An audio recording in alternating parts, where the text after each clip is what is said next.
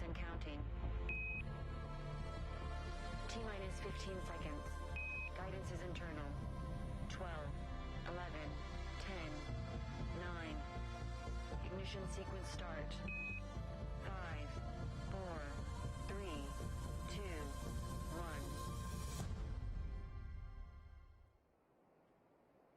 Good afternoon and welcome to NASA's Stennis Space Center in Mississippi.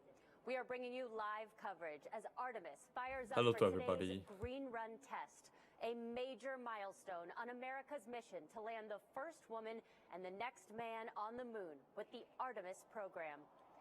Good evening, I'm Lee D'Angelo, and just a little over a mile behind me is the historic B-Test complex where NASA tested rocket stages for the mighty Saturn V rocket and the space shuttle.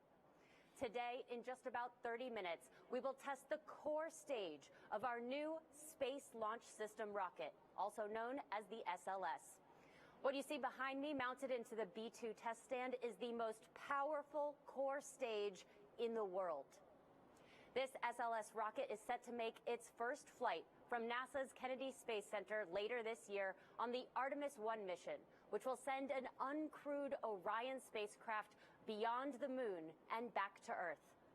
We're going to learn a lot more about Artemis, SLS, the core stage, and today's test, which we call the Green Run Hot Fire.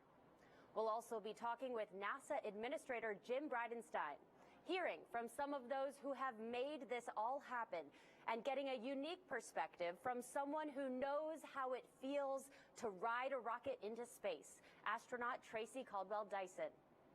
We also want to hear from you, and for that we have Apollonia Acker standing by to help you connect on social media. Apollonia? Hi, I'm Apollonia Acker. I'm social media coordinator with the communications teams here at Stennis Space Center. And today I'm bringing your comments live to NASA TV. And we're glad to have you following along on all of our social media platforms. We also invite you to follow us at NASA Artemis on Twitter. And we are live on Facebook, Instagram, LinkedIn, Data TV, Daily Motion, and Twitch. We're going to be sharing some of your posts, so submit your questions and your posts using hashtag AskNASA. Also, we've been asking you, what would you take on a trip to the moon in celebration of today's hot fire test? And you've submitted your moon kits using hashtag NASA Moon Kit. We're going to be tracking your reaction online, and I'm just excited to see this in person. Back to you, Lee. Thanks so much, Apollonia. And I'm so glad we get to share this event online. We might normally have hundreds of folks on hand here to see this in person. But of course, we're following COVID protocols for social distancing. Those of us who are here are looking forward to some fire and smoke and a lot of noise. I've got Alex Cagnola here with me. He's a core stage engineer who can tell us about the test. Alex, thank you so much for joining us. Absolutely. Thank you for having me. I want to start with the basics. What is the core stage? How does it fit into SLS? Well, the core stage is really the powerhouse of our entire space launch system. The core stage has two propellant tanks, one of liquid hydrogen and liquid oxygen, 4 RS-25 engines, more than 18 miles of cables, all of our electronics, avionics boxes, everything we consider the brains of the rocket, and of course all the plumbing that goes into feeding our fuel to our 4 RS-25 engines. Sounds pretty big. Yeah, it's very big. You know, our core stage is 212 feet long. You know, the most powerful core stage ever built, so we're super excited to see it be tested today. So we're testing today. We're not showing. This isn't a demonstration. What does a successful test look like? Right, and that's very important to remember. You know, we'll be testing the rocket. We're still, you know, learning things about our rocket as we further test. So, you know, we might hear some test conductor audio interrupt our talk, and we'll be relaying that message to everybody. You know, we might fire a few minutes before or a few minutes after our scheduled time.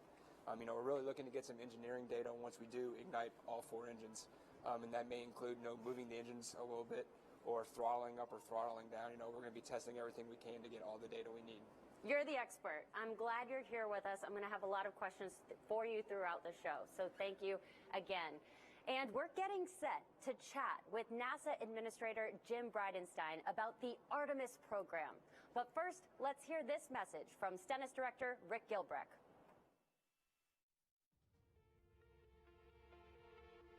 Hello, I'm Rick Gilbrecht, Director of Stennis Space Center, and I wanted to welcome you to today's Green Run. I'm here at the base of the B-2 test stand where you can see the Space Launch System core stage installed in the stand. That very stage will roar to life today, producing over 2 million pounds of thrust for what we hope to be a 500-second full-duration hot fire. The SLS was designed at Marshall Space Flight Center, was assembled just down the road at the Michoud Assembly Facility by Boeing, is powered by 4 Rocketdyne RS-25 engines, and today we will do our part to verify it for flight. I'm always humbled and feel blessed to lead such a talented Stennis workforce, and also to be associated with all the talented folks in the SLS program. I'm proud of them, and you should be too. The men and women of NASA, Boeing, and Aerojet Rocketdyne have worked to make this green run a reality. They've overcome many, many challenges, especially this year with COVID, with a busy hurricane season, and a lot of technical issues that they've all overcome and persevered to make today possible. Personally, for me, this will be the highlight of my 29-year NASA career. I became hooked on NASA at the ripe old age of 7 when Neil Armstrong stepped on the moon for the first time in 1969. Well, guess what? We're going to make history again today, and I'm glad you're here to share it with me. Welcome to the Artemis generation. We're Go for Green Run. We've shown you a little bit about what we're doing today, but now let's talk about why. Joining us for that is NASA Administrator Jim Bridenstine. Jim, welcome to Mississippi. Well, thank you, Lee. It's great to be here. I want to start with the overall picture. Talk to me about the Artemis program. Well, we're going to the moon. This time we're doing it unlike we've ever done before. We're going with commercial partners. We're going with international partners.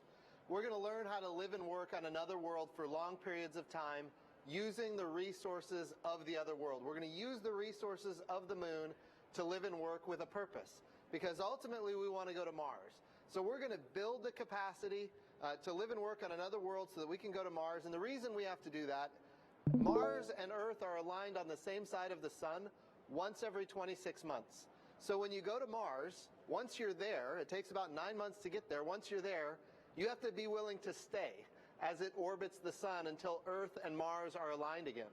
The moon is always with the Earth wherever we are around the sun, so it's the perfect proving ground. And of course, there's tons of science we can get from the moon. We can get a lot of information of the early solar system because of the subatomic charged particles that have been coming from the sun for billions of years and impacting the moon that we can't get from here on Earth because we have a magnetosphere that protects the Earth and an active geology and an active atmosphere and a hydrosphere. So the moon is a lot about science and data. It's about the early solar system. It's also about astrophysics, looking deeper into space than ever before, because the moon gives us an opportunity to really have this very quiet area from an electromagnetic spectrum perspective, very quiet area on the far side of the moon where we can look way out into deep space and in fact look back into time, if you can imagine that. So we're going to the moon sustainably. We're going for science, discovery, exploration, but we're also going as a proving ground so that we can go to Mars. It sounds like you're excited about this all the time, not Yes. just today, but let's bring it back to Earth, actually a little bit closer, just a mile away. Talk to me about SLS and how unique this is. So the SLS rocket is the most powerful rocket ever built in the history of humanity. The core stage has 4 RS-25 engines. These are very similar to the Space Shuttle main engines. And of course, we're going to light this rocket today for a period of 8 minutes, which is the amount of time we're going to need to light it for a launch. So what we're doing today is we are replicating as much as possible a launch. And we have to remember that what we're testing today, this is a test vehicle. It's also the flight hardware. This is the same rocket that by the end of this year will be launching the Orion crew capsule around the moon. Now, by the end of this year, that Orion crew capsule will be uncrewed when it goes around the moon. But by 2023, we're going to send American astronauts around the moon, and by 2024, we're going to be landing on the moon. Well, thank you so much, Administrator Bridenstine. I'm sure you want to get somewhere a little warmer where you'll be able to watch the test. Great to be with you. It's great to be with you, too. Thank you so much. It was just a few weeks ago that we announced the astronauts for the Artemis program. Let's take a look and meet those astronauts right now.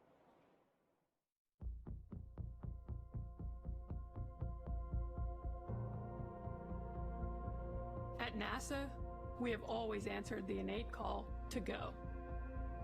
With Artemis, we are going to stay.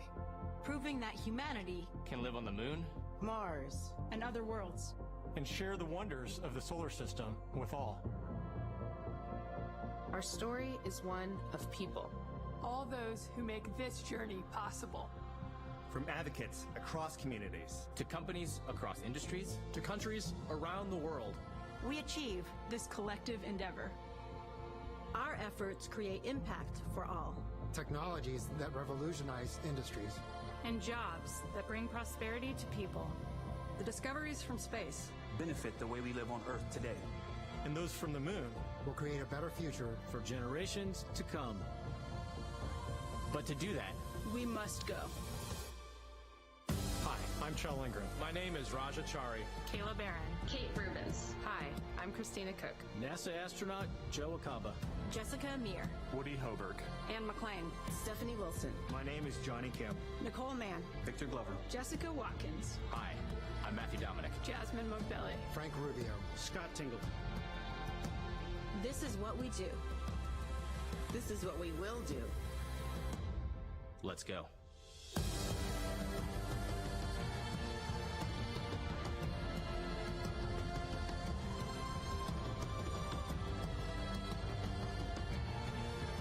We go to the moon to learn how to live on other planets. For the benefit of all. If you are just joining us, welcome. The engines on the SLS core stage are expected to fire up at 4 o'clock Eastern, 3 o'clock local here at Stennis Space Center. Before that happens, let's get a closer look at the Space Launch System.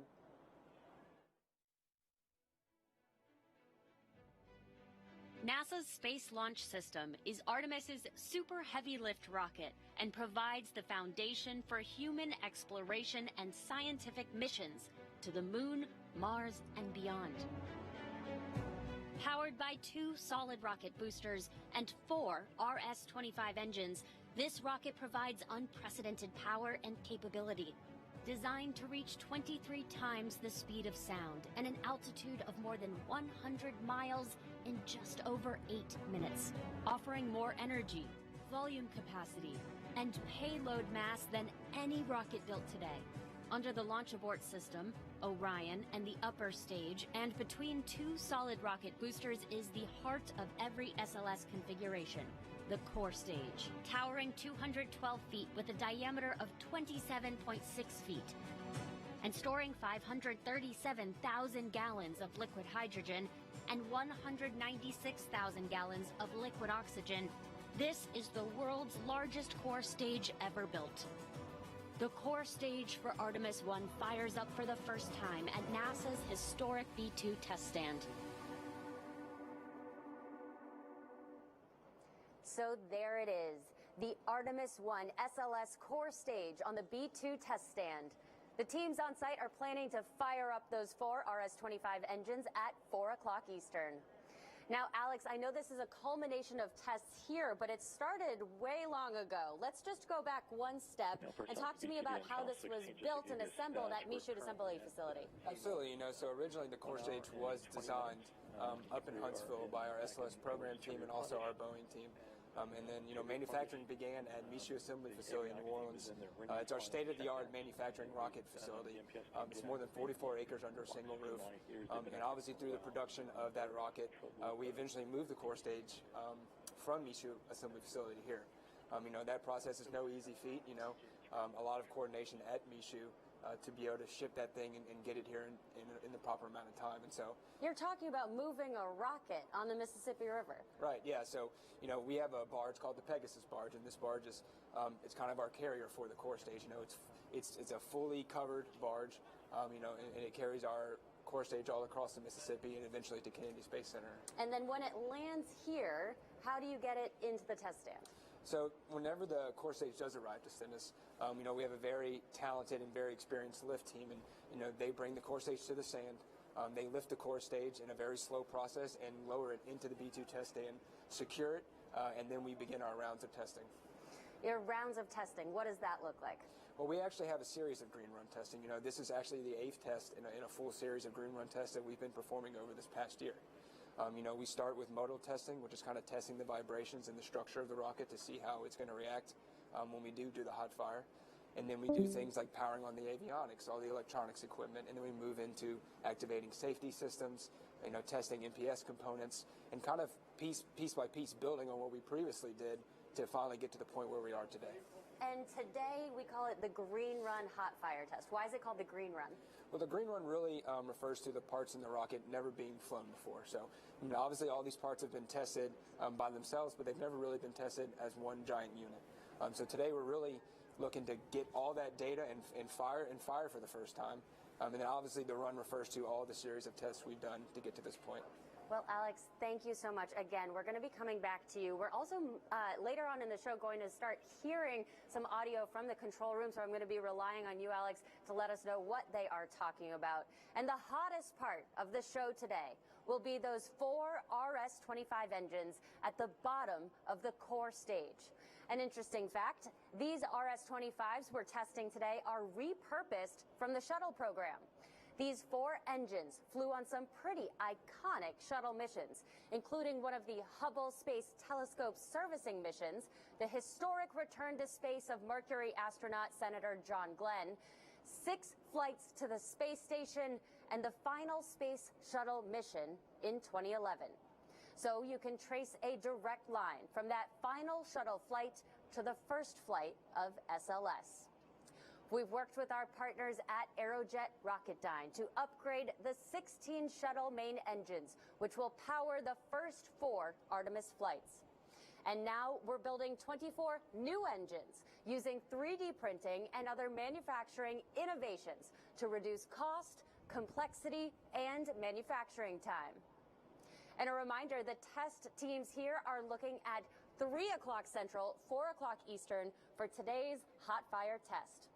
Of course, many of the teams who worked so hard for this day can't be here in person because of social distancing, but they are still cheering us on virtually. Hello, I'm Terrence Jones, Human Resource Business Partner at Stennis Space Center, America's largest rocket engine test complex. We're so excited for our Green Run test team at the historic B2 test stand. We are Go for Green Run, Go Artemis, Go SLS. The Aerojet Rocketdyne RS-25 engine team is extremely excited to show the world what our hard-working team has been able to accomplish. Our team is working tirelessly to build reliable engines to ensure the future of human exploration beyond Earth's orbit. Let's go back to the moon. Go Aerojet Rocketdyne. Go NASA. Go Artemis 1.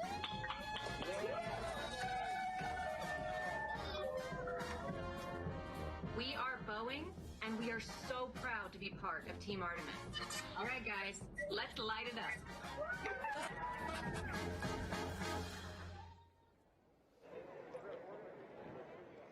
It's so great to see the team cheering us on for this historic event. And you guys have been cheering us on online also.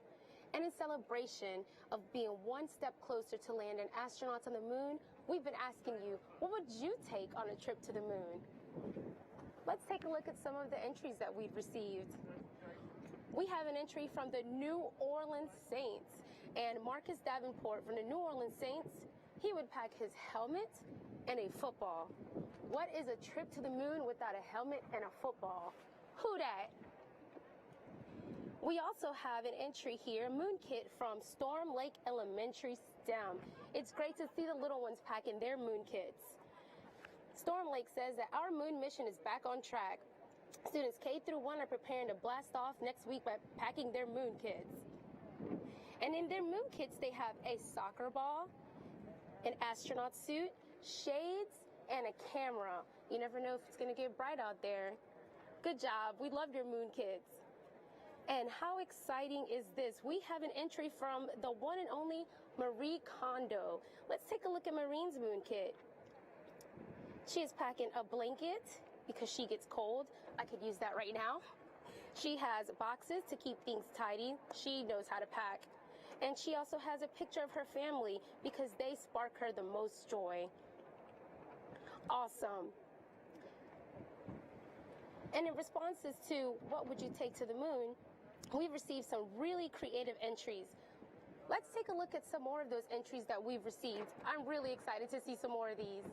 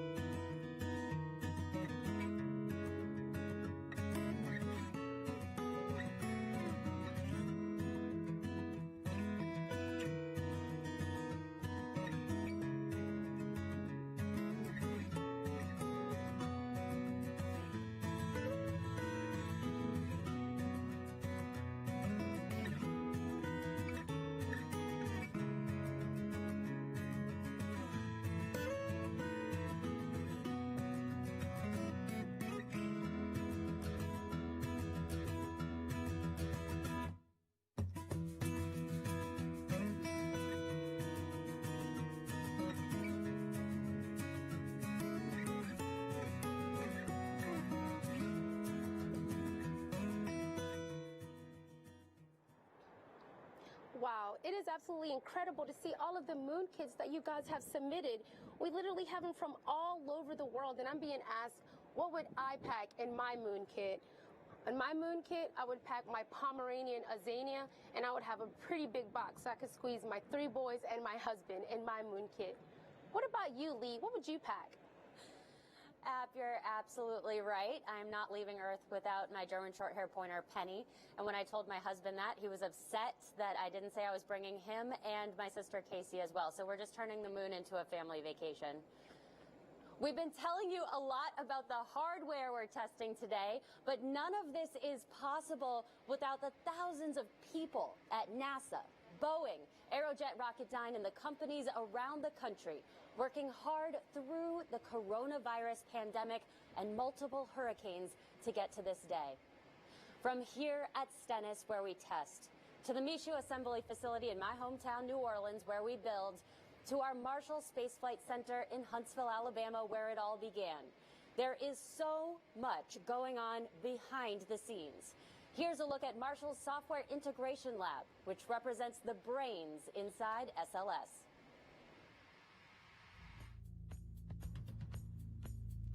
I am the lead of the team that is building and testing the core stage. All the boxes you see here and the miles of cables that you see, this is what the inside of the core stage looks like. So you can see it's very complex. And what we do here is we run a lot of simulations to ensure that we have validated the systems and integrated them together. So we actually have special software that's a version of the flight software, but it's really specific for our green run test. And so that testing has also been integrated into this laboratory and with all these avionics boxes to ensure we have a successful hot fire. Best part of the job is working with all the people and the teamwork. It's been extremely fun to watch how everybody has pulled together with the same goal in mind. We have more than 1,000 companies across the United States that support us. Some of them are small mom and pop shops all the way up to the big contractors. And each one of the individuals that have been working with us have a significant contribution, and they should be extremely proud, not only when we do our Green Run Hot Fire, but when we have our first Artemis mission launch. If you're just joining us today, we are live at NASA's Stennis Space Center in Mississippi for the Green Run Hot Fire test of the core stage of our Space Launch System rocket. At about 4 o'clock Eastern, over there at our historic B-2 test stand, we are going to fire 4 RS-25 engines for up to 8 minutes to prove this rocket is ready to launch later this year on the first Artemis mission to the moon. Again, so many people have worked to get us to this day, and even if they're not here in person, they are ready for this big milestone.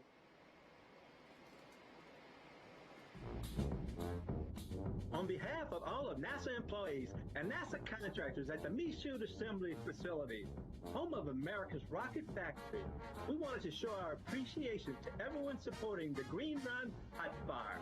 We are with you, and together we are making history.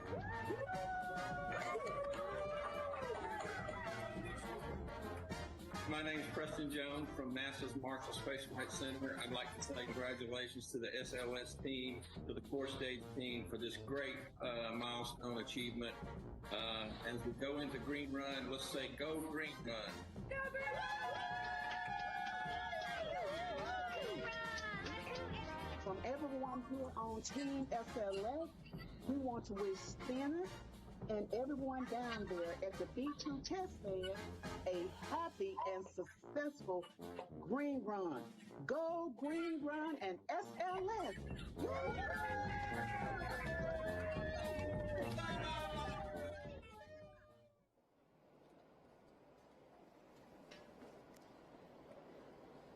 We have an update for you. Again, this is a live show. We are hearing what you're hearing, and we are learning as we are moving through this day of test. Alex, do you have any update for us on why we might be possibly going faster or slower, or what this is like right now?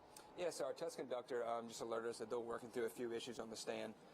You know, like we said, this is a test, so we will see some delays or some possibly, you know, some issues that we'll have to work through. It's all part of testing. So as we get more information in, we'll tell everyone and we'll work through it. And we did talk about this. This is a test. This is not a demonstration. Why is it so important to test today? Right. I mean, the whole point, right, is it's not a demonstration flight. You know, we're out here to test a rocket, learn as much as we can, and that'll really not only help us for the first Artemis mission, but for all of our future Artemis missions as well. And so what are we actually learning? We've got a lot of different components, a lot of different pieces of the rocket that we're looking at. What do these tests really look like? Well, we're really here to simulate almost what a launch would be like, right? The whole core stage with the computers and everything, it thinks that it's going to be launched. Even though we're holding it in place and testing it, we're basically going to put it through a round of testing that's going to simulate the launch. So the whole point is to make sure, one, to verify that the core stage can perform that way, and two, get the data that we will need for launch day. You've touched on this, but how much do the NASA engineers really not know about this rocket? What are you really learning, and what are you just guessing or finding between the data points you're already guessing? Well, obviously our team, you know, knows a lot about the rocket. You know, they've been part of this project for a long time, everywhere from, you know, the beginning of the production to designing the rocket to testing the rocket. You know, they've been part of every step along the way. But even then, you know, you're constantly still learning, and that's part of the whole process. That's part of the process with any new rocket. And so, you know, that's why Green Run is so important to us and so important to the team and so important to the future of the Artemis mission. We've heard you describe the rocket almost like a human. We learned about the brains of SLS. You talked about breathing, so there's parts of the rocket that can actually move as the test goes forward today. Is that right? Right, yeah. A lot of people don't realize this. You know, we're pumping all that propellant into the core stage, you know, and that's really, really cold. You know, you're talking about a lot of changing temperatures when you're hot firing the engine, and you'll have a lot of parts that'll be moving, not just, you know, tanks shrinking and growing by a few inches just because of that temperature change. So, you know, it's almost like a breathing human being. You know, you'll when you turn it on, it'll actually feel like, you know, it's rumbling. You'll hear it, you'll see it, and it'll be super exciting. So when you turn the rocket on, that's got to be harder than just turning your car on at home. What's that like? Right, absolutely. You know, we actually started vehicle power on a few days ago, and you slowly turn on individual avionics boxes, and then you have to charge the batteries, right? And so you're slowly turning it on one by one and doing verifications of each system as you do turn it on, finally to the point where you have one large core stage working all together simultaneously. Simultaneously. And you talked about temperature changes. Can you describe the changes that the engines will go through today? Right, absolutely. So the fuel that we're adding to the core stage, right, that's our liquid oxygen and liquid hydrogen. Both fuels are very, very cold. You know, they have to be very cold to be in liquid form and not in their natural gas state. So, you know, we're looking at temperatures negative 400 degrees, you know, a little bit more than negative 300 degrees for those two propellants. And then when it comes time for ignition, you know, in less than a second, you know, we're getting up to a few thousand degrees temperature. That's a big difference really quickly. Yeah, it's very fast, you know, and that's part of the thing which propels the core stage and the rest of the SLS off of the Earth's surface. I gotta say, you're keeping calm. You've got a cool level head right now, but I have to imagine you're excited about this. You've been working on this for years. Yeah, you know, it's an absolute surreal experience, you know, for everyone who's been working on this, you know, for the last few years and even longer than that. You know, I think everyone's really excited about the core stage test. Everyone's excited to see it be launched for Artemis 1 and for the future Artemis mission. So I know the whole team's working hard. You know, the team in our test control center is working very hard. So, you know, I think everyone's just looking forward to it. I do want to talk a little bit more about the team because we see some people here, but it's actually people across the country. Can you talk to us a little bit about the different companies that have gone into integrating with NASA here and how all that comes together? Yeah, absolutely. You know, we have thousands of parts on the rocket, you know, and there's tons of companies and subcontractors, you know, small companies, big companies. And so, you know, we've had parts from more than 44 states across the nation. And then obviously, you know, our Boeing contractor, our lead contractor for the project, you know, they've been working hand in hand with NASA the whole time. Those teams have really been performing really, really well thus far. And then obviously our RS-25 engines supplied by Aerojet Rocketdyne. I mean, you know, all three of our teams have done a really good job of getting to today. Well, Alex, thank you for being in the hot seat, explaining everything to me and to everyone at home. We are actually going to move forward now. We're going to give you a little bit of a break. Feel free to take some water and listen in. We actually would love for you to listen in to the control room so we can come back and ask you exactly what they're talking about. Give us a breakdown. I'm excited now to be talking to an astronaut who is here with us, Tracy Caldwell Dyson. Tracy, it's so great to meet you. Thank you so much for being here. My pleasure. It's a real honor. and a privilege to be here. So it's going to be exciting. Well, first I want to talk to you about the act of launching off this planet. You have flown on the shuttle, STS-118 specifically, and one of those engines that flew you to space is powering this very core stage. That's pretty cool. That is really cool. All right, I have to ask you first basic question. What does it feel like to launch? Oh gosh, there's so many feelings. Even before you even get inside the vehicle, as you're walking up to the launch pad, and you see this mammoth rocket standing before you, and from the sensations to the things that you see to the things that you realize, you've got a job to do, but yet you're doing this incredible. You're having this incredible experience. From the light off of the engines to the lift off, the swaying of the rocket, the rumble, all of the vibrations, the controlled explosion happening underneath you, to the constant acceleration that you're feeling as you're propelled into orbit, to the engines are throttling. All you know is that you're just going fast, and then you're in there with your buddies. You've been training all this time. You get to the solid rocket boosters. As soon as they expend their energy and they separate from the vehicle, and you're just riding on those main engines, the RS-25s.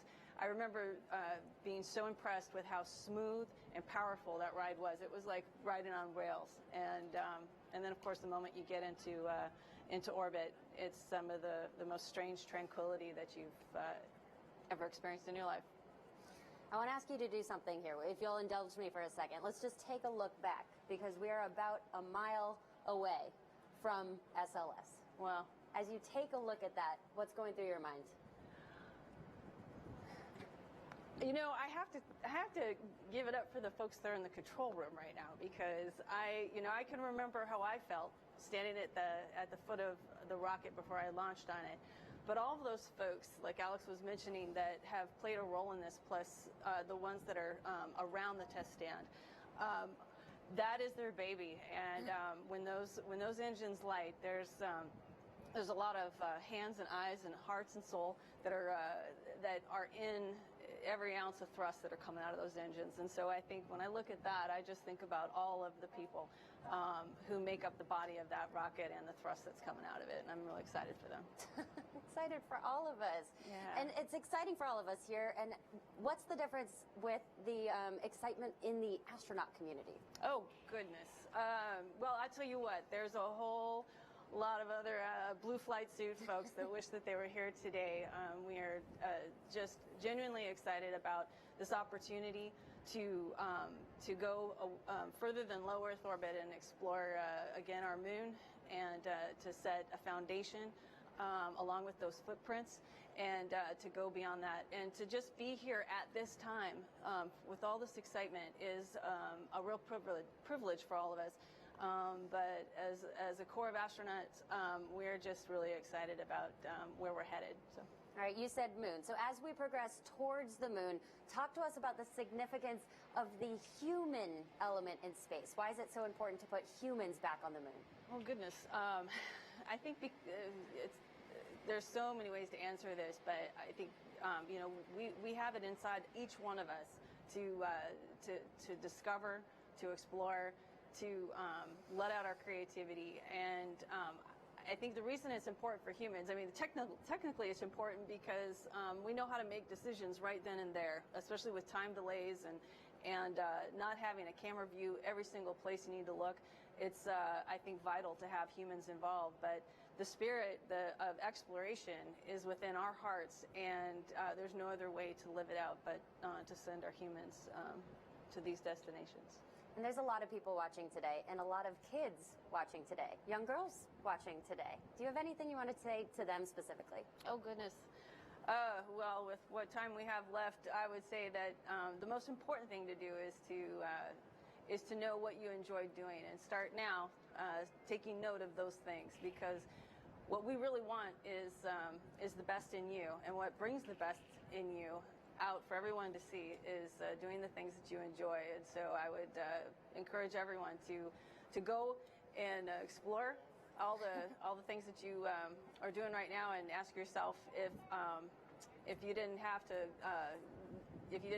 get a grade in this, would you still be doing it? And so I just think that it's within their reach to fulfill their dreams, as long as what they're doing is what they enjoy. Stay curious. Stay curious, absolutely. Well, Tracy, I'm lucky to be with you. We're both lucky to be here right now, but there are a lot of people at home who've got questions for you, too. Would you mind if I asked you some questions off of Twitter? Please do. All right. We're going to jump to a few questions we've gotten in. The first one is from Amber. Amber on Twitter asks, what is the main mission, or what do you hope to learn with these next series of landings? On the moon, I think what we are trying to learn is just make sure we know how to get back there, and then to set up our mission so that we can come back. And our whole goal is to lay a foundation on the moon and make it sustainable so that we can continue to come back. And so I think the most important thing is to test our systems and to make sure that we can duplicate it. So make sure we don't get lost and that we know what we're doing when we get there. Okay. That is highly important. That's a great answer. All right, another user on Twitter asks, what would be your final meal before leaving for the moon? Oh, goodness. What would be my final meal? You know what? I would, this is going to be boring, but I would want a salad. What? Why? Because I want fresh food before I go, because the rest of it's going to be all dehydrated, I'm pretty sure. Do you get queasy on the launch, too? No, I didn't, and I think part of that's because you are so highly trained and you've got a job to do and you're highly focused.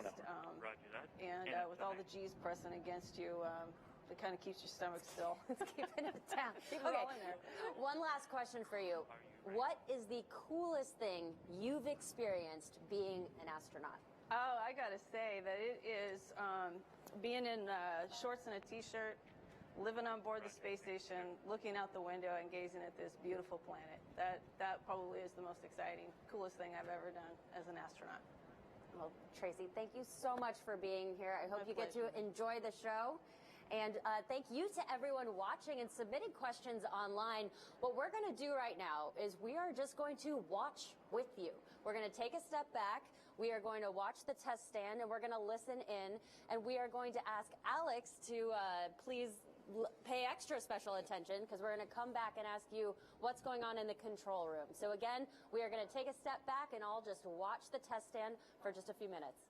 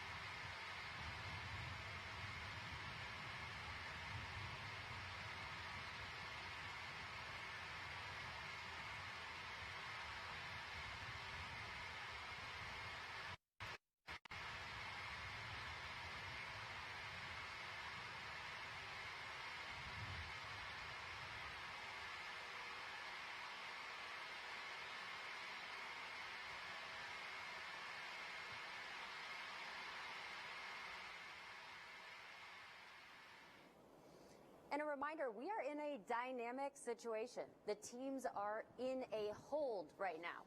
We are still well within our window for today's test. The teams are working towards getting an updated test time for today. So we have Alex with us. And Alex, we were listening into a little bit of the control room audio. What does it mean that we're in a hold, and what were you hearing from the control room? Right, so right now we're still in a stable replenish, and basically what that means is we're still getting fuel into the tanks from the facility, and the replenish cycle is kind of meant to maintain topping off the tanks to their full capacity as some of that liquid does turn back to gas, and we've been off that gas. So we are in a stable replenish phase.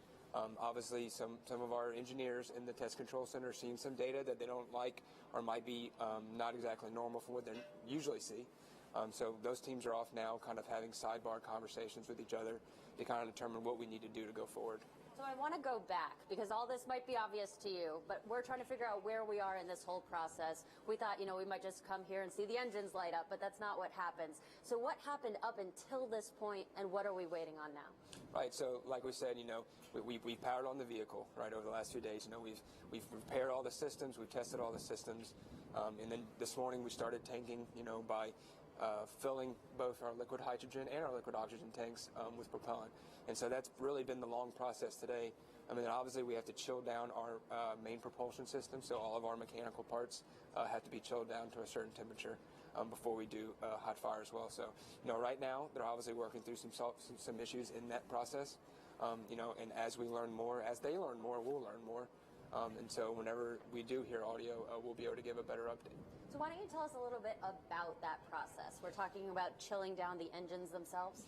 Right, yeah, all the engines and all the components inside the engine section, which holds the engines, have to be chilled down to a certain temperature before you start the actual hot fire, the ignition of the engines. And that's just because they're meant to operate under those cold cryogenic temperatures. And then obviously when you're hot firing the engines, you start to heat up those parts, right? So you want to cool them down to a certain point, and then obviously you'll heat them back up whenever you're firing the engines. So say this hold is lifted, what will happen next? So when we do, or when they talk about the hold and they lift it to continue operations, from that point, we're at the point where we'll start to move into our T-minus 10-minute countdown. And that countdown kind of moves into our final sequence of activities to finalize right before we get to the actual hot fire. So there's a whole set of activities we get every few minutes, and that'll kind of determine what time we will fire, and then that we are actually going to fire. Will we be able to see anything during that T-minus 10 countdown, or really not see anything until the last second? Yeah, you'll probably see a few things, and a few of those things you might be able to see right now. The water suppression system is operating. It's not operating at 100% right now because we're obviously not hot firing the engines. But when we do, you'll be pumping 100,000 gallons of water every 20 seconds. You'll be able to see, obviously, some of the engines gimbal, which are moving in a few degrees in different directions. And that'll be part of the run-up until we actually do activate each engine. And you've told me this before off stage, but I thought this was fascinating. So we haven't had a test like this since the Apollo era. And there was something that happened then with a giant plume that actually made it start raining on everyone out here. Can you tell us that story? Yeah, absolutely. A lot of people don't realize is, we have our two propellants, our liquid hydrogen and our liquid oxygen. And when you react with those two chemicals, you're really just creating H2O. So when you see the big plume coming out, it's just water vapor, right? And, since when we tested Apollo, back during the Saturn V program, that the amount of water vapor coming out during that test is quite breathtaking, and also it's so much that it can create clouds and sometimes rain clouds, so sometimes you can get rained on from that. All right, so we can expect possible rain, even though it's a beautiful, cold but sunny day today. What else can we expect to see? Right, so you'll hear the test conductor audio when we get into our T-minus 10-minute countdown. So after that, you'll hear, every few minutes him come on the phone and say, hey, we're getting to this step. And then you'll hear the engines rev up for the hot fire. Well, Alex, thank you so much. We are going to remain live. I might be coming back to you in a minute, in 10 minutes, but we are really excited to have you here explaining everything to us. And a reminder to everyone at home, this is a live test. We are still listening in for the control room teams as they review the data of the test up to this point. They are having a conversation right now about the appropriate steps to move forward. So, Alex, we've had a little bit of a talk about those discussions. Again, we're going to be coming back and forth to you. And again, a note to our viewers, we're going to be hearing calls from the test conductor at regular intervals over the next 10 minutes or possibly more. When we hear those call outs, what we're going to do is we're going to pause and listen in. I might turn to Alex and have you explain them to us again. For right now, what we're going to do is pause and listen for some of those so we can try to catch up with the rest of you and everyone in the control room, find out what's going on, and just take a step back and look at the beautiful SLS on the test stand now.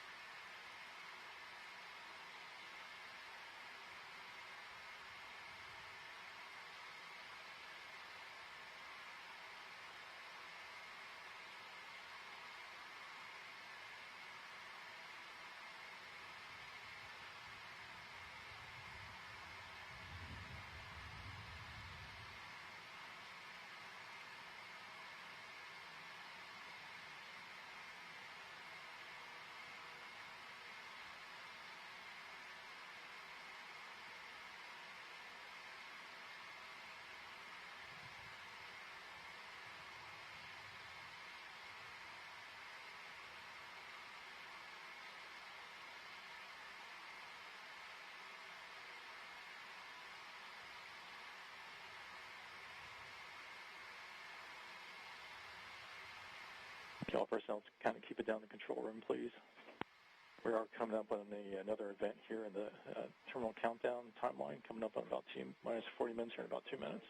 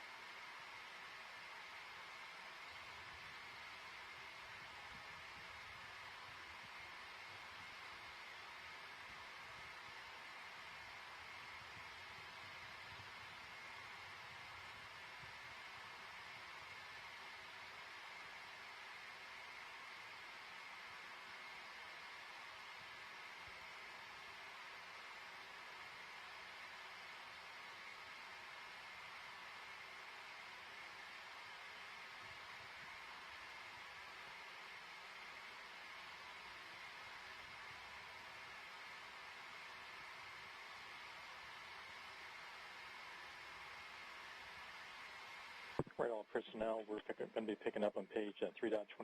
We're at the T-minus 40-minute time mark and event. Step 4.61, SCE. Let's go ahead and initiate the terminal count sequencer IOC for substep alpha. Let's go ahead and enable TCC user underscore hold. Let me know when that's enabled. Copy.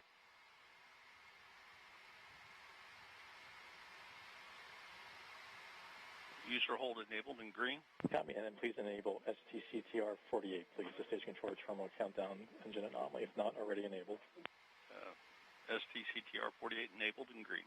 Copy that. Takes us to step 4.62, sequencer. Let's go ahead and perform the stage controller terminal count sequencer setup as follows. Please ensure the countdown timer is open. CDT window is open. And ensure your display test commit criteria is also open. TCC display is also open. Copy. And we're going to go to substep Charlie. If you would, verifies on the terminal count sequencer that the IOC has been initiated. Verifying initialization was successful. Copy. And verify engine configuration is hot fire. Engine configuration is hot fire. And verify display configuration is hot fire. Display configuration is also hot fire. For substep 4, please record the version of the GLS events table being used for today. Okay, version hot fire, version R98 Rev 8. Did you copy that, BQA1? No, sir. Engine configuration being used today is hot fire, version R98 Rev 8.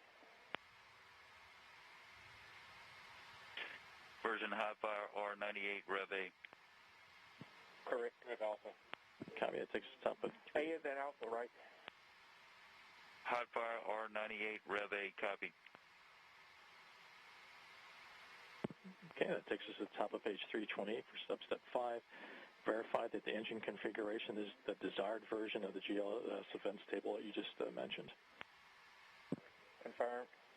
And verify the display configuration is also the desired version of the GLS events table. Also confirmed.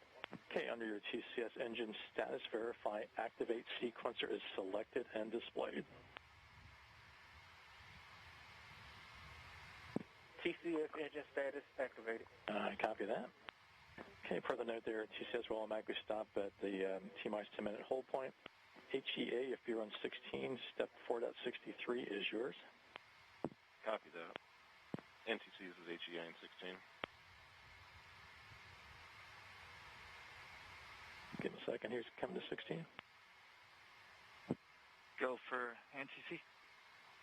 NTC, can you please verify and or perform a helium spin start panel activation per DOP 11 to provide 1,000 to 1,300 PSIG to the CAPUs? Roger that. It is set up. Copy that. It is complete.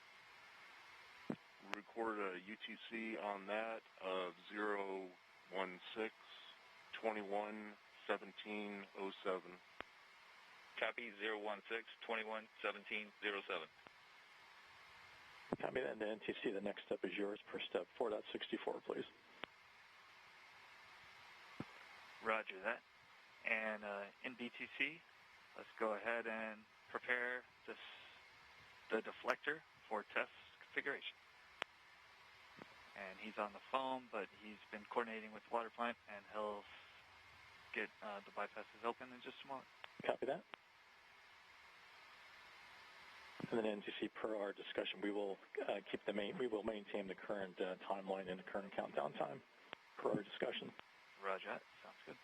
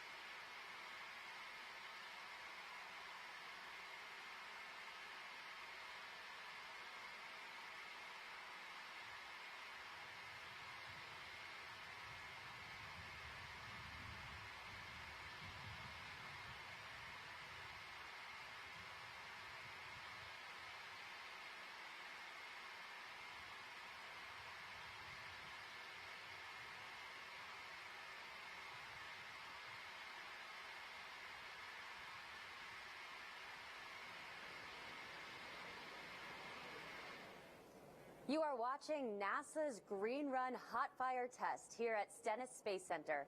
The teams are in a hold, but we are still well within our window for today's test still, and I am lucky to have Alex here with me. We've heard a lot of conversations from the control room over the past few minutes. I heard hot fire a lot. I heard water a few times. You're the expert. What were you hearing? So the test conductor instructed everyone to go back into our terminal countdown sequence. And so at this point, we are about 30 minutes away from the hot fire according to the terminal countdown sequence. Some of the other things they're kind of talking about, they're turning on the water deflectors, right, for the engine test. So there's certain configurations that we need to put each thing on the stand or thing on the ground in a certain configuration for that hot fire. So they're supplying a certain amount of pressure to different components inside the engine section. And like we said, turning on those water deflectors, retracting some of the stands around those engines, really to prepare the stand and the core stage for hot fire. We heard at least two people talking. Is that right? What were those people, what are those positions back there? Right. So the test conductor is basically relaying information to individuals working a console, and each of those console workers are either going through test criteria, right? So we have test commit criteria for each part of the test.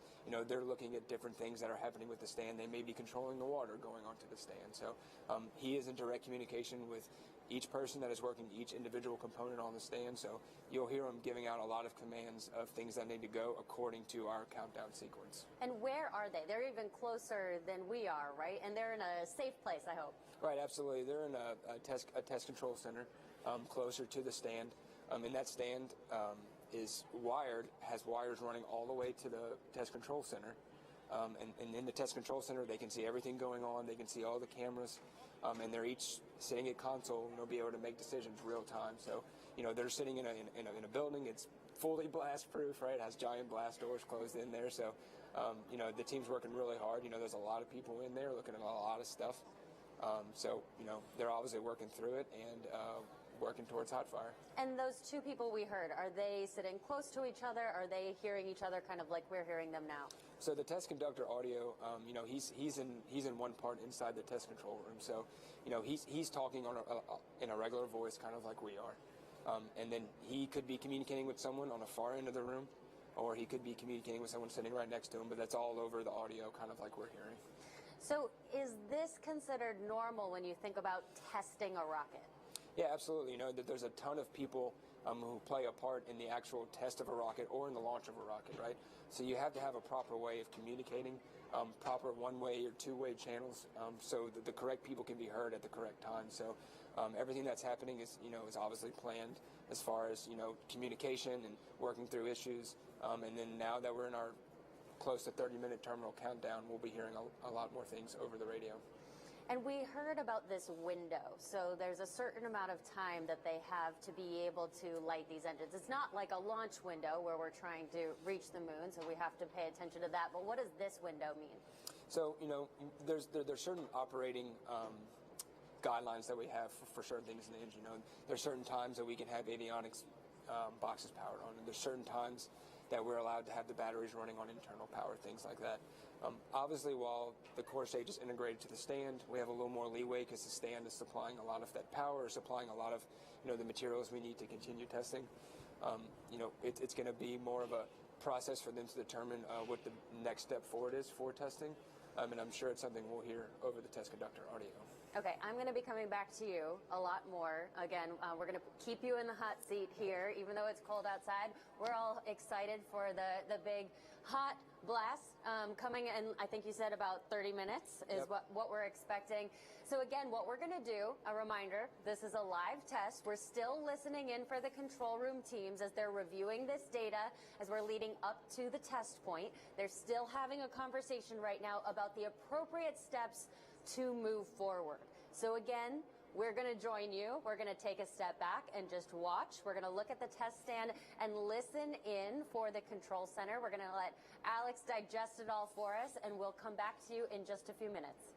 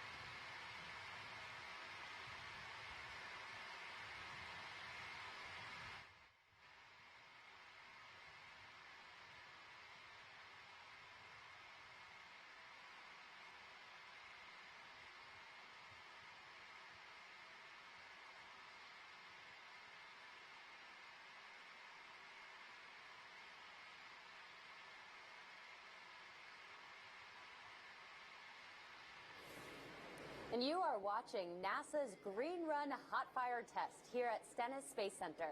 The teams are in a hold, but we are still well within our window for today's test. And we did just get an update. And so we've got our expert here, Alex, a core stage engineer. Alex, what did we just hear from the control room? So our test conductor is kind of discussing a path forward, obviously, with our test. Right now, we're about the T-minus 10-minute mark. So we're in a holding pattern for that T-minus 10.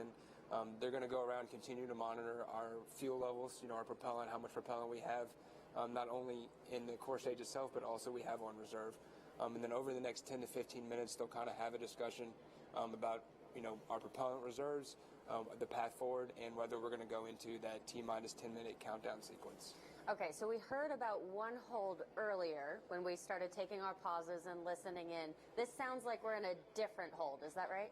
Right. So the T-minus 10 hold is really the last major milestone before we get into a lot of the major operations that we use to get into the actual hot fire. So, starting at the T-minus 10 mark, every minute we have a lot of very important tasks that we'll be doing up until hot fire. Okay, so let's walk through those. What else will we expect to hear once we hit T-minus 10? And then what are some of the calls we can expect to listen in on and expect going forward? Right, so once we start T-minus 10 count, we'll have a lot of software that gets initiated to start the hot fire, right? And some of that's automated, some of it's not. We'll move into activation of some of our major propulsion components. We'll turn on our CAPUs at about the 4-minute mark, and those are used to kind of steer our engines with our hydraulic system. From there, we'll start certain purges inside the engine section, and then we'll move into internal power within the rocket, so it's fully powering itself, and then we'll start the engine sequence. And a reminder, this is a live show. We are listening into the control room. It's very important that Alex doesn't just keep talking, giving us interesting answers the whole time, because he needs to listen in to be able to digest what we're hearing so he can tell us what's going on and we can get more of an update. So we're going to do that now. We're going to take another pause. We're going to sit back with you just like you are at home, and we're going to watch the test stand. We're going to have Alex listen into the control room so we can come back and find out when we can watch the SLS core stage hot fire test. We'll be right back.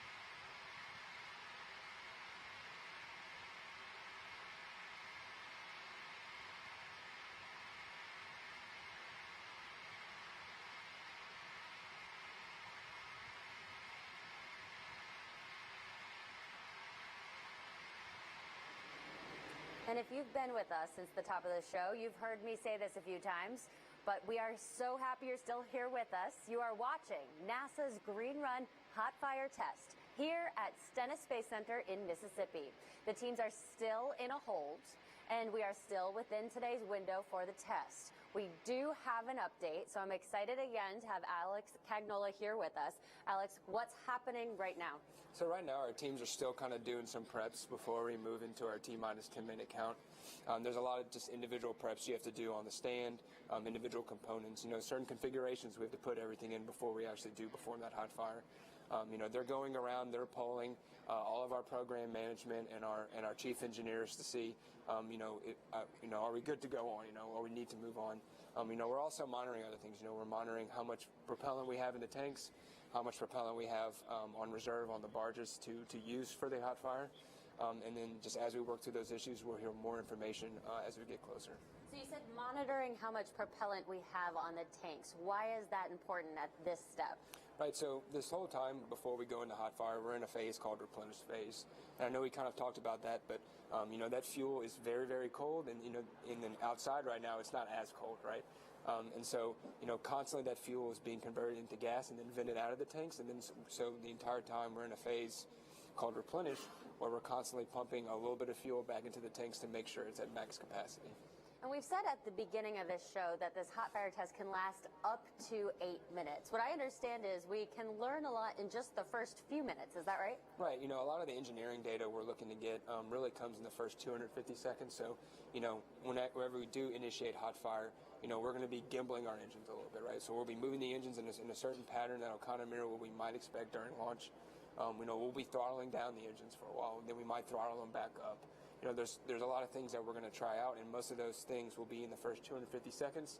Obviously, we want to go for the full 8 minutes that we will see during launch, but, you know, I think that we'll get a lot of really useful data in those first few minutes.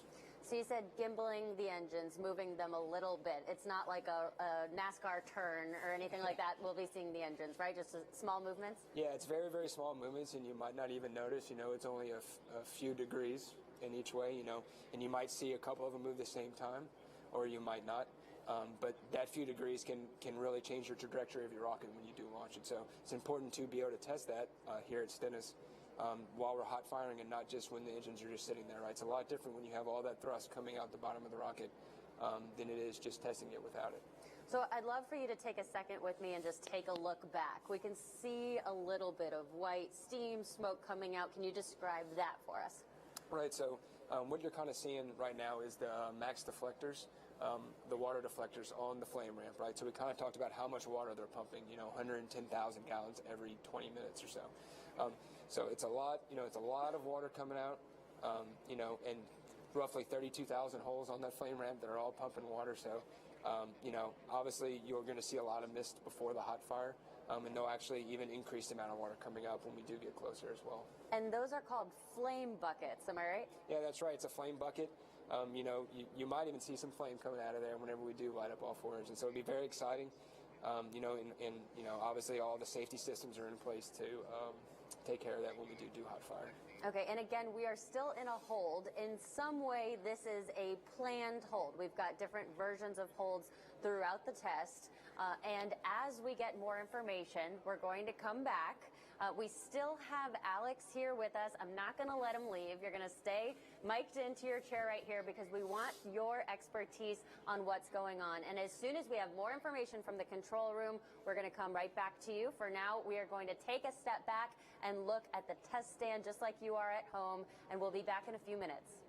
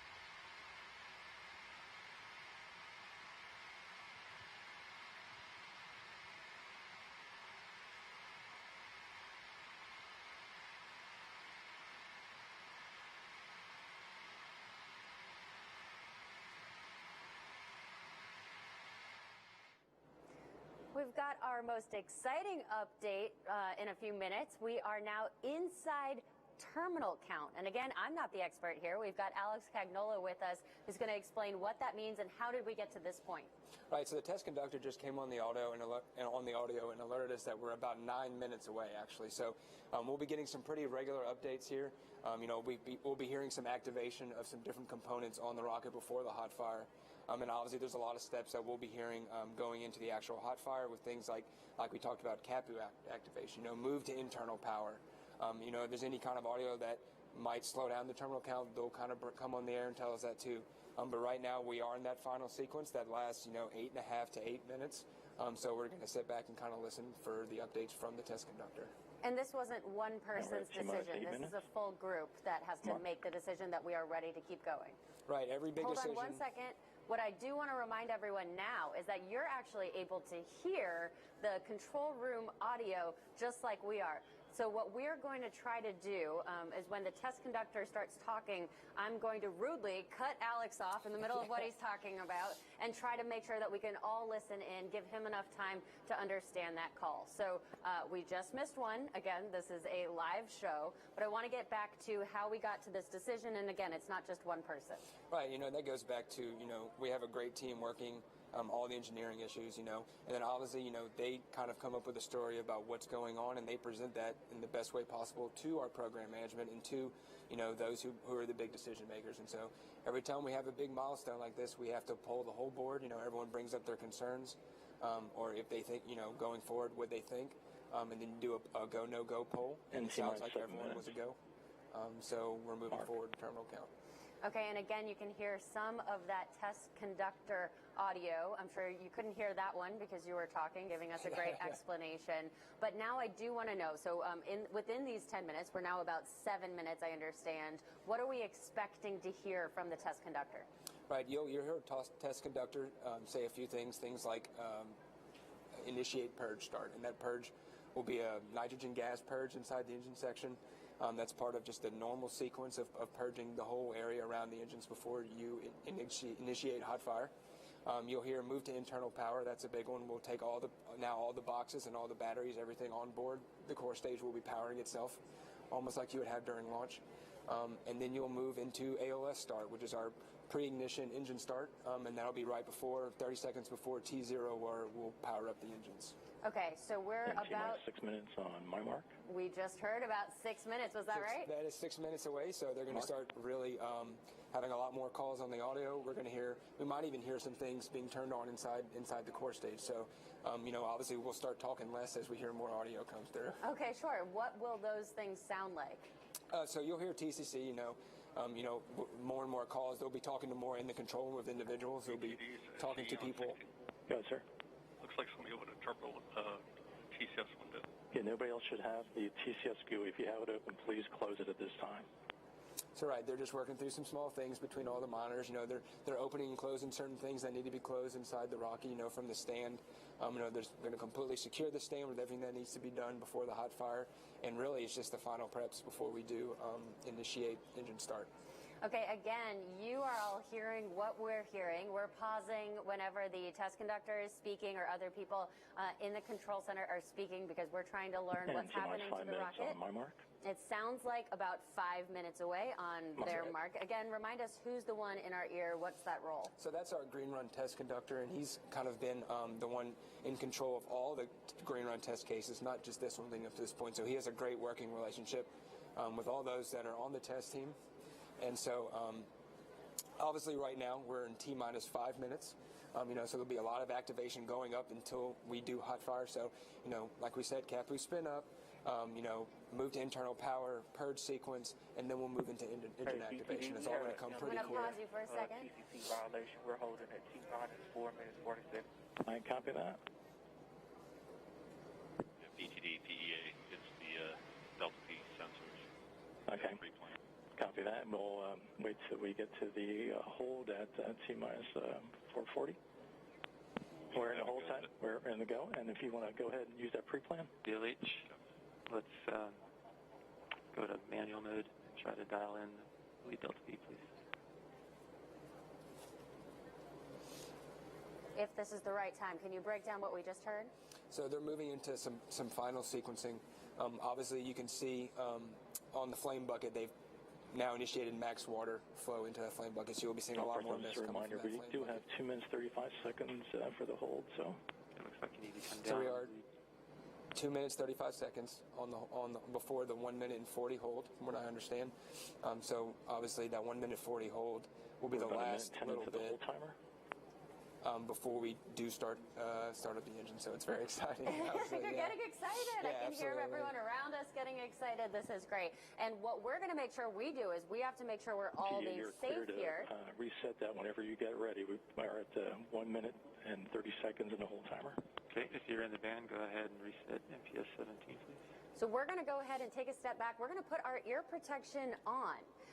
So we'll be moving into internal power. And again, putting our ear protection on, listening in from here on out, and observing this major milestone on America's return to the moon with Artemis. Enable the sequencer. Sequencer activated. Resume and count on my mark. 3, 2, 1, mark. And we're counting down. The sequencer is counting.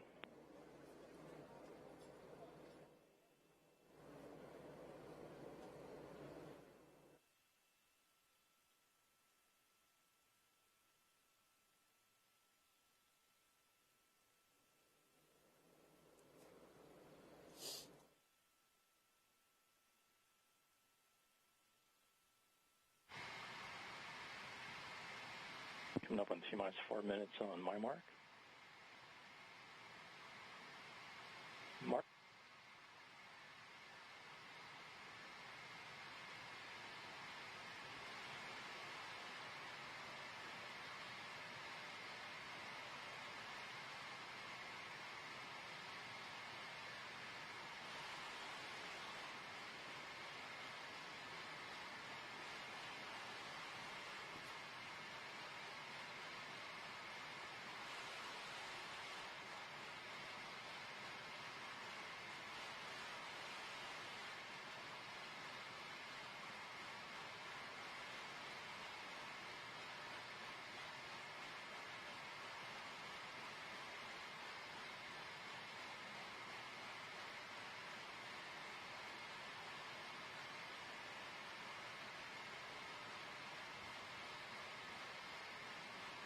And T-minus 3 minutes on my mark.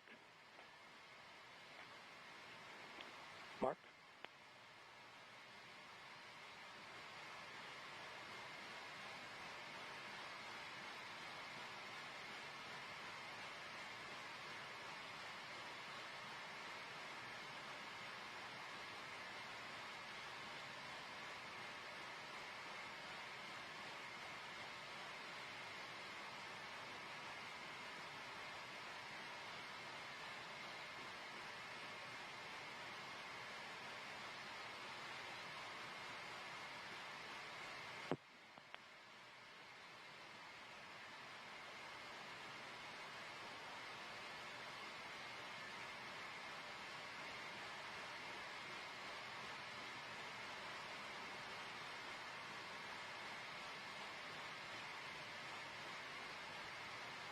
Coming up in T-minus 2 minutes on my mark. Mark.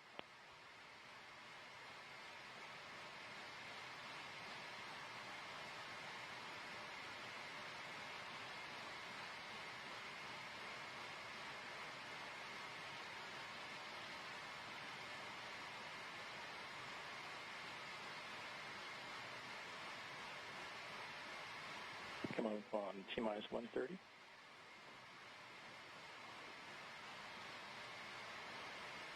Mark.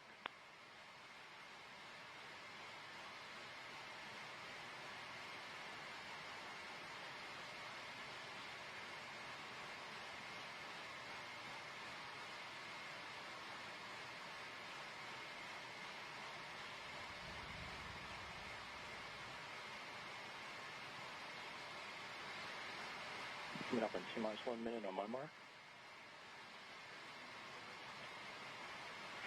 Mark.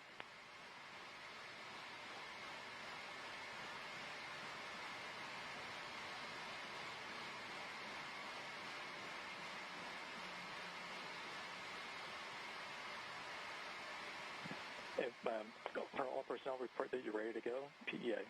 Go. AEA. HEA. Go. REA. Go. NTC. We're go.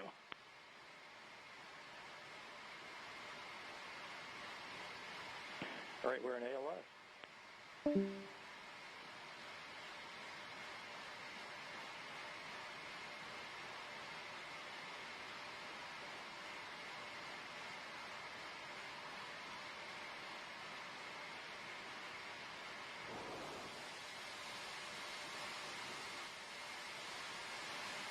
Moving on to engine start. And we're in the plus count. Engine start. We're in the plus count. Call for south, please continue to monitor your system. And grass is in control.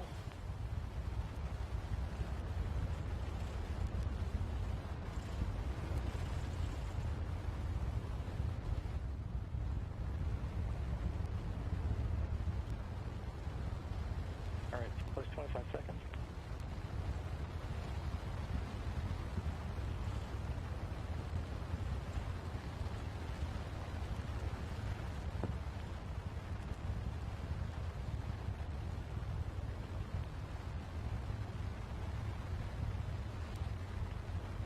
DDRA, we did get an MCF on engine 4. Copy that, but we're still running. Still got 4 good engines, right? Got that.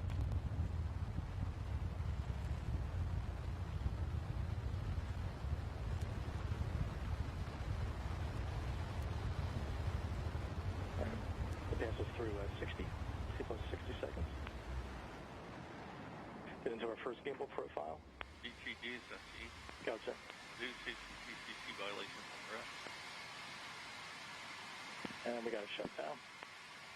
Yeah, all personnel. Shutdown looks like let's all go to page 656.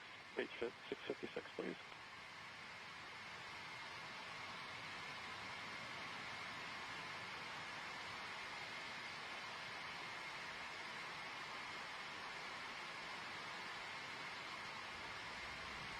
Yeah, all personnel, it's going to be post-hot fire or shutdown securing operations on page 656.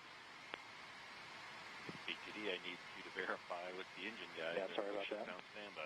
Okay, all personnel, that does take us to the last page there on page 632.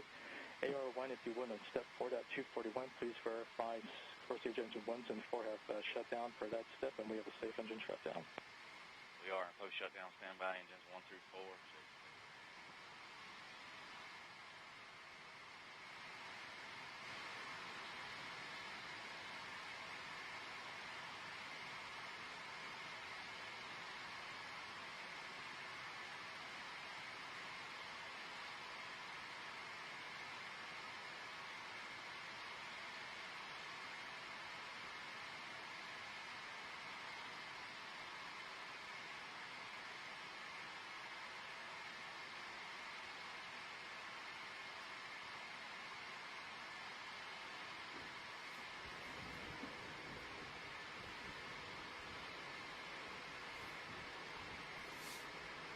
We just saw the core stage of SLS fire up. Of course, we also heard some test conductor come in, so we want to go straight to Alex. Alex, can you please describe to us, first of all, what we saw and then what we heard? Yeah, absolutely. Obviously, we had a very successful initiation of the engines. The beginning of our thrust profile there when we were firing for the first minute or so, we obviously are getting some really good data coming through. But like we said earlier, this is a test. We have test commit criteria and we have certain boundaries that we have to keep all the operations under. So, we really are trying to make sure that everything's operating properly and safely. So, the test team was kind of seeing some data that they might not like. And so obviously, our engines were shut down ahead of the 8-minute scheduled time frame. But we do have a lot of good data to go look at.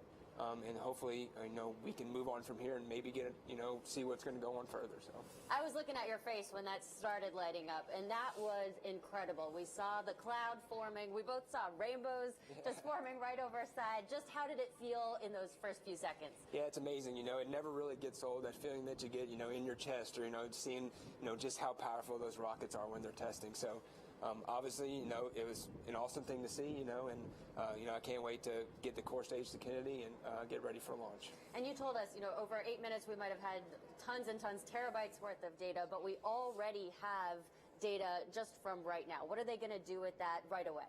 Right, and so just like all of our other green run tests, we have teams that are going to go and break down that data and kind of see what we're seeing in our profiles, right? And so, that all goes into the profile that we'll use for launch eventually at Kennedy. So, obviously there's a lot of things to look at the data. We kind of talked about, over the span of our green run testing, we have roughly 800 terabytes of data, and that's a lot of data. We're talking about it's hard to grasp how much data that is. So, we'll obviously take the time to dig through everything, and then obviously have a path forward from there. And I know it happened really fast, but can you tell us what the people were talking about that we could hear from the test conductor in that audio? Right, so after we did engine initiation, they're kind of going through and monitoring everything, right? So obviously once we are actually firing the engines, we have to look at, all of our engine readings when it comes to temperatures, how they're reacting, how they're moving, and all that stuff. We were just getting into our gimbal profiling test, which is, moving the engines around. Right before we terminated the hot fire. So we're obviously going to have a lot of good data to look at. Great. Thank you, Alex. I'm so glad you're here. And so as the engineers gather data from today, we look ahead to the next steps. This core stage will be lifted out of the B2 test stand and refurbished to patch up that orange foam insulation. Then the team will load it onto our Pegasus barge about as long as a football field to make a 6-day journey from the Gulf of Mexico to our Kennedy Space Center on Florida's Atlantic coast. There, it will be stacked in the iconic vehicle assembly building with other elements of the SLS rocket, including the twin solid rocket boosters, which our teams have already begun stacking on the mobile launcher. The core stage will join the boosters and then be stacked with the upper stage. And then the Orion spacecraft with the launch abort system on top. All of this work putting us on track to roll out to Launch Pad 39B for a liftoff later this year on Artemis 1. We are going to pause again and just talk about what we just experienced.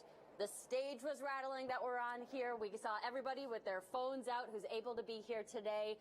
Talk us through from right when the engine started, what did we just see?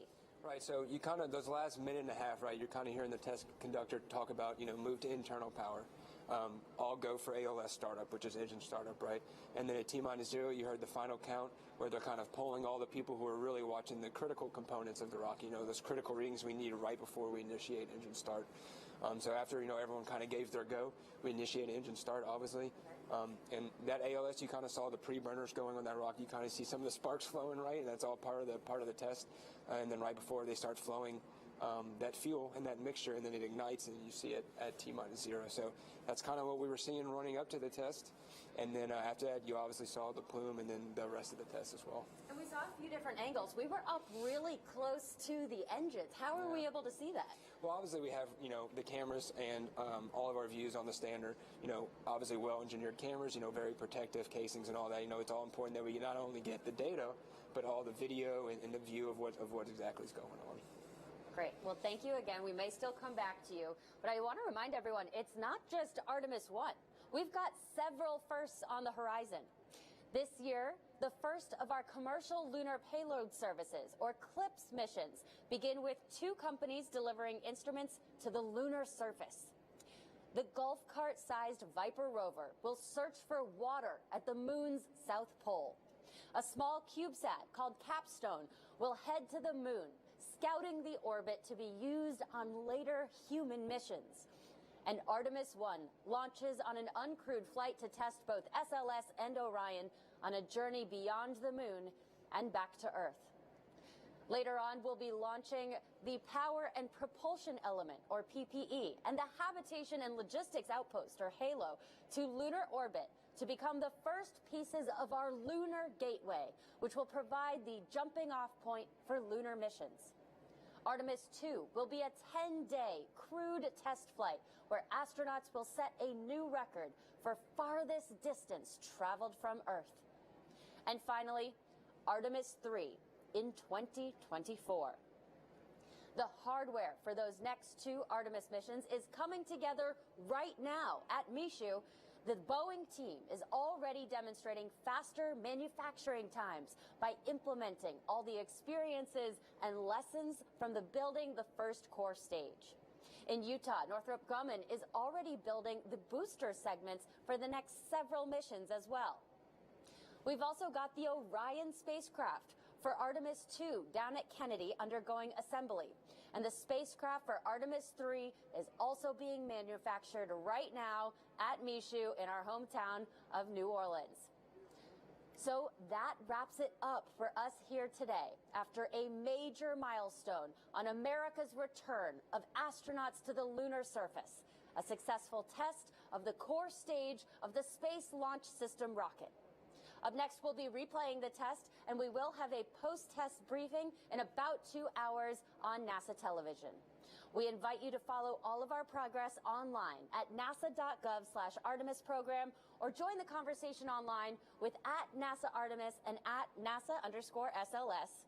Thank you so much, Alex, for being with here and being our expert tonight. Thank you to the administrator, Jim Bridenstine, and astronaut Tracy Caldwell-Dyson. And most of all, thank you for joining us. And go Artemis.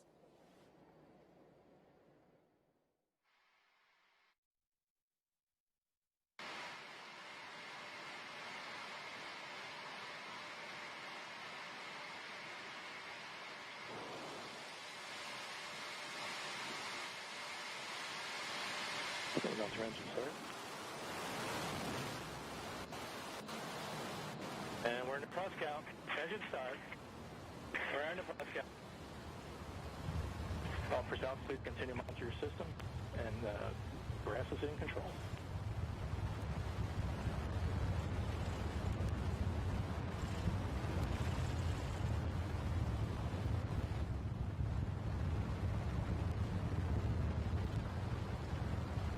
All right, first 25 seconds.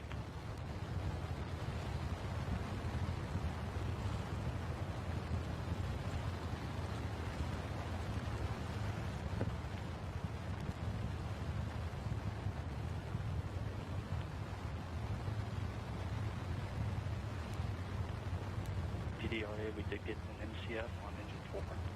Copy that, but we're still running.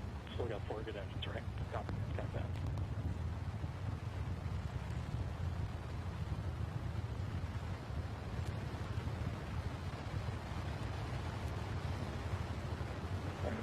The gas is through 60 seconds.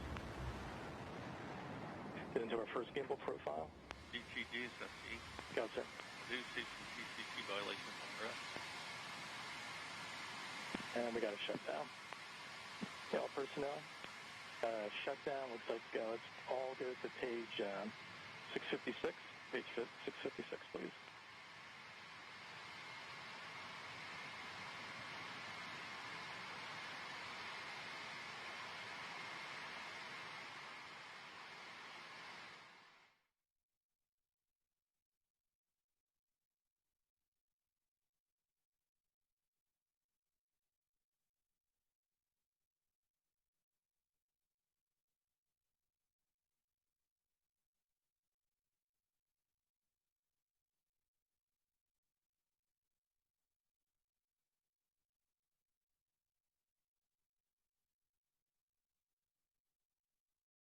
At Aerojet Rocketdyne, working with NASA to send astronauts to the moon and onto Mars. We are making huge upgrades to the Space Shuttle main engines that flew on every one of the 135 Space Shuttle missions.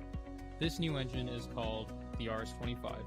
NASA has 16 RS-25 engines remaining from the shuttle program that have been modernized with new controllers and other components for the SLS.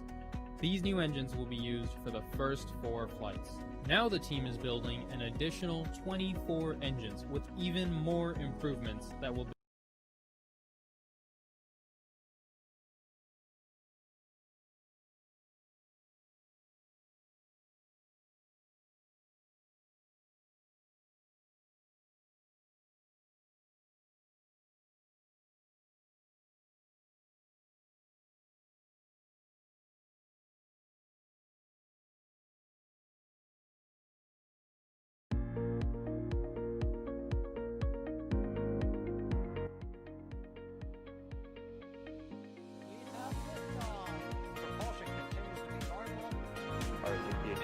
looks good.